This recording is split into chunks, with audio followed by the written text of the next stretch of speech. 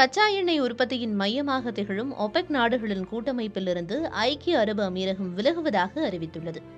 1960ஆம் ஆண்டு எண்ணெய் உற்பத்தியில் தங்கள் அதிகாரத்தை உறுதி செய்ய Iran, Iraq, Kuwait, Saudi Arabia, Venezuela ஆகிய எண்ணெய் உற்பத்தி நாடுகள் இணைந்து ஒபெக் அமைப்பை உருவாக்கின.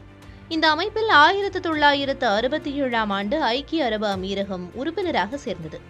தற்போதைய நிலையில் இந்த அமைப்பில் Algeria, Nigeria, Libya, Gabon, equatorial Guinea, Congo குடியரசு ஆகிய நாடுகளும் உறுப்பினராக உள்ளன. உலகளவில் கச்சா எண்ணெய் விலையை இந்த நாடுகள் எடுக்கும் முடிவுகளை நிர்ணயித்து வருகின்றன. இந்த சூழலில் இந்த அமைப்பிலிருந்து வெளியேறுவதாக ஐக்கிய அரபு அமீரகம் அறிவித்துள்ளது உலகளவில் அதிர்வலைகளை ஏற்படுத்தியுள்ளது. ஐக்கிய அரபு அமீரகம் சுற்றுலா, கட்டுமானம் உள்ளிட்ட துறைகளில் அதிக முதலீடு செய்ய திட்டமிட்டுள்ளது. இதற்கான வருமானத்தை திரட்ட 2027ஆம் ஆண்டிற்குள் ஒரு நாளைக்கு 5 மில்லியன் பேரல் எண்ணெய் உற்பத்தி செய்ய வேண்டும் என இலக்கு நிர்ணயித்திருக்கிறது.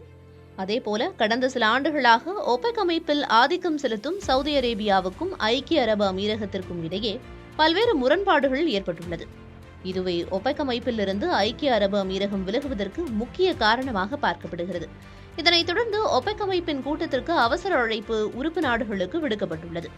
இந்த அமைப்பிலிருந்து ஐக்கிய அரபு அமீரகம் விலகியதால் சர்வதேச அளவில் கச்சா எண்ணெய் விலை கணிக்க முடியாமல் போகும் நிலை ஏற்பட்டுள்ளது.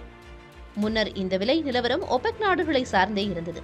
ஆனால் தற்போது ஐக்கிய அரபு அமீரகம் தன்னிச்சையாக கச்சா எண்ணெய் உற்பத்தியை அதிகரித்தாலோ குறைத்தாலோ அது சர்வதேச கச்சா எண்ணெய் வர்த்தகத்தில் தாக்கத்தை ஏற்படுத்தும் என்பது குறிப்பிடத்தக்கது.